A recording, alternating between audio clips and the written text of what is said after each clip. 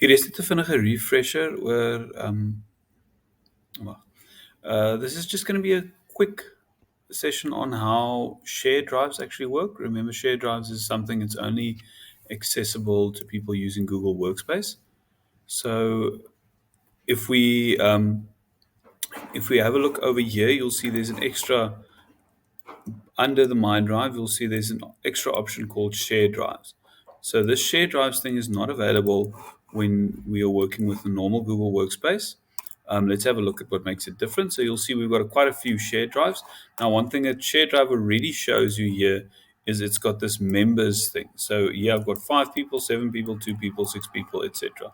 So you'll see it's a little bit different than a normal drive would work. If you're in shared drives, the nice thing is once you've added someone to a shared drive, they immediately see it under their shared drive. So they don't have to go and add it to their drive. And I think that's one of the big advantages that you have. So let's just have a look quickly. I'm just going to show you a demo share drive here quickly, creating a demo share drive. So once I've got my demo share drive, I'm the only person in it. And then to add people to this, you'll have to click here on this one person. And here we're adding people. So once I've added users, you'll see I've got this manage members section. So from this point, I am automatically the manager. Now let's just quickly pause here and have a look at the different options you've got. You've got the manager, you've got a content manager, we've got a contributor, we've got a commenter, and we've got a viewer. So it goes down in order of things that you can do. Very important. The manager is the only one who can add people, but the manager can also do all of the same things that the content manager can do. A content manager, very importantly, they can add, edit, move, and delete files. In other words, they've got full control and full access to the files, but they can't add people. A contributor can add and edit files, but they can't actually move them into new folders, and they can't delete files. And then the viewer and commenter works the same way as normal Google Drive sharing settings would work.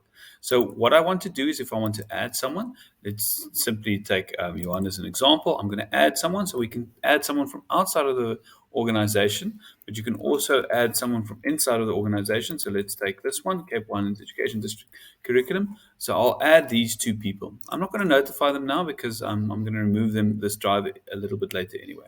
So once I share this with them, what happens here is any files that are created inside of this, they are automatically part of that. So in other words, let's say we create a new folder.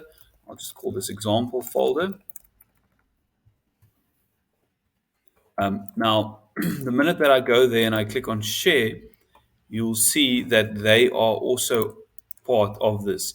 I can't change their ownership of this to a lower level.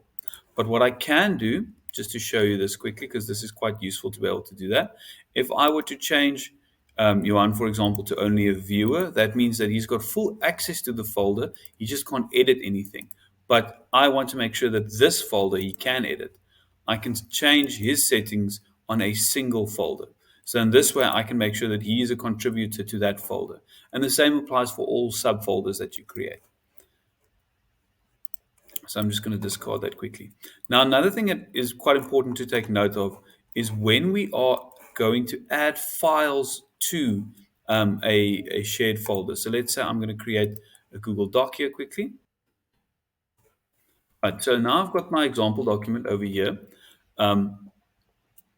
Important to note that the example document, if you look at this, at the owner of this, there is no actual owner anymore. The owner, it says owned by Western Cape Education Department. So in other words, files that are in a shared drive are not owned by the individual, they're actually owned by the organization. So what that also means, I just want to open this one up here quickly so you can see this demo share drive.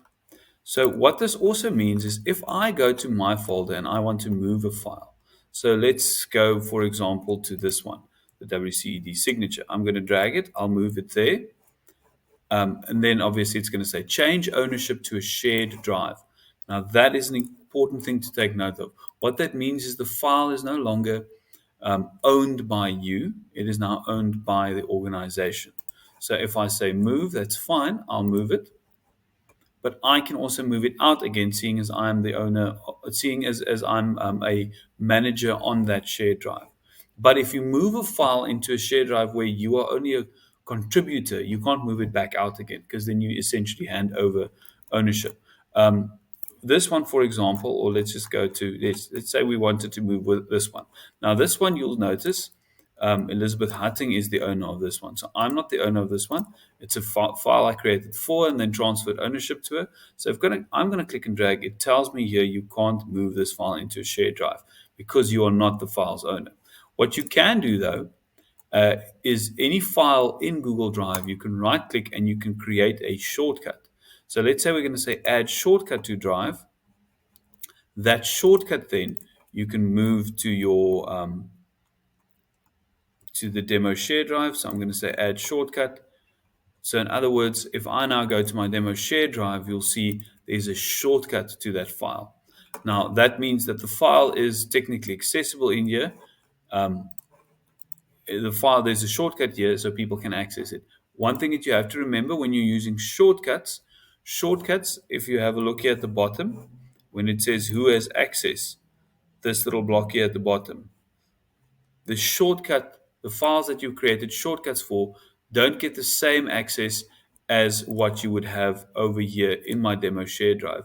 Because as you can see in my demo share drive, I've only got 3 people that are supposed to have access to the file. Here we've got 5 people that have access to the file. So the share drive won't change the sharing settings of the file. If you're going to add shortcuts, you still need to make sure that that file is shared with the correct people. I hope that gives you a little bit of an outline of how shared drives works and how shared drives is a bit different than just normal Google Drive.